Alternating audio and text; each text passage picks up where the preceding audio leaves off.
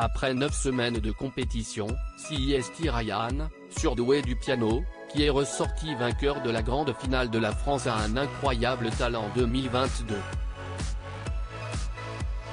Moins de 24 heures après son sacre, le jeune homme donne ses premières impressions à Télé Loisirs.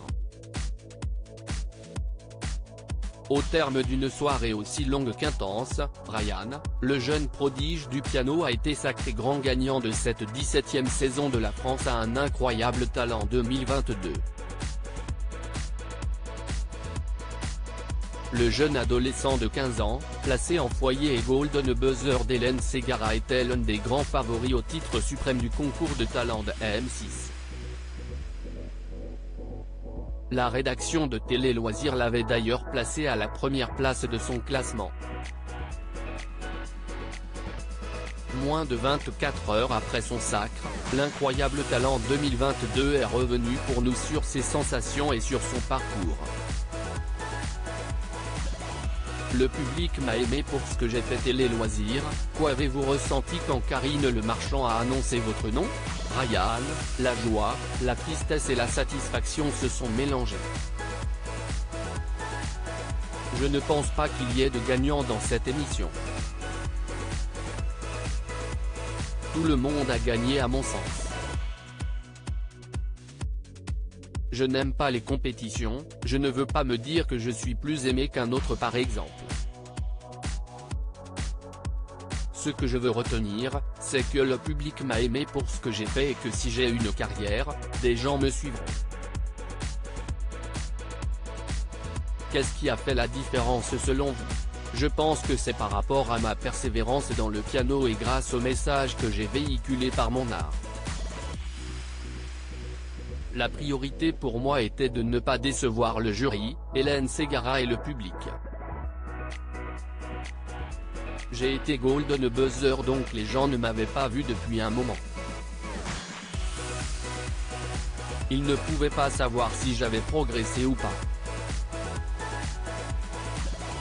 Pour quelle raison avez-vous mis en scène un décor de gare? C'était une sorte de clin d'œil à mon histoire. J'ai commencé à exercer dans des pianos de gare. Aujourd'hui, je suis au conservatoire. Pour boucler mon histoire, je voulais venir en tant que pianiste de gare avec, néanmoins, une musique différente de la première. Hélène Ségara n'est pas qu'une simple juge. Avez-vous eu un retour des membres du jury? Oui. Ce sont tous des personnes que j'aimerais suivre et avec qui j'adorerais travailler. Hélène Ségara et moi aurons un lien indéfectible. Ce n'est pas qu'une simple juge, elle m'a donné beaucoup d'affection. Le fait de m'avoir donné son bijou pour me porter bonheur m'avait aussi beaucoup touché. Elle m'avait aussi donné pour conseil d'être naturel, souriant et de ne pas contenir mes émotions et sentiments. Dans un précédent entretien, vous disiez que le duo Gemini était méritant que vous. Elles ont un lien très fort entre elles et ont créé un numéro incroyable. Elles ont une histoire très forte derrière elles. Elles méritaient, comme beaucoup d'autres, de remporter cette édition. Leur numéro était magnifique. Qu'est-ce qui a fait la différence entre vous? Nous avons deux univers, deux personnalités et deux prestations différentes.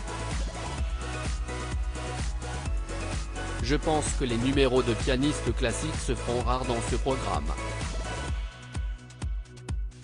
Je pense que mon choix d'œuvre, très compliqué, a joué en ma faveur. Mon histoire, qui a créé le buzz, a sûrement aussi joué. Je pense aussi que les gens étaient heureux de me revoir. Je ne pourrai toucher les 100 000 € que le jour de ma majorité. Qu'attendez-vous pour la suite?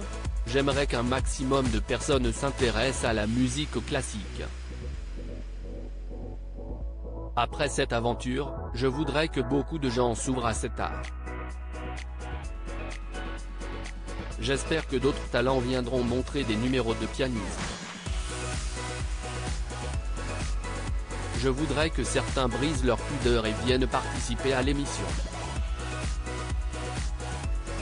Qu'allez-vous faire du chèque de 100 000 €? L'émission que j'ai remportée s'appelle Incroyable Talent, je ne dépenserai pas mon argent dans des choses banales ou superficielles.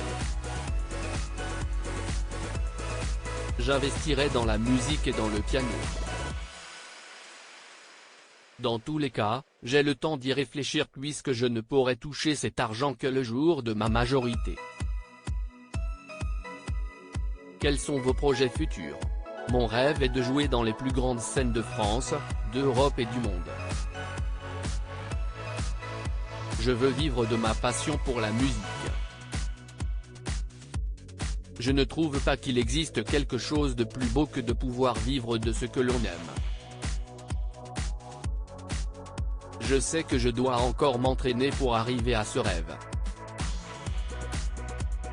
Je suis au conservatoire, j'ai la chance de pouvoir progresser dans plein d'aspects. Je pense que ça va beaucoup m'aider pour réaliser mes rêves. À lire aussi franchement, c'est les boules, le public de la France a un incroyable talent et le choix des finalistes en direct, Éric Antoine affiche également sa désapprobation.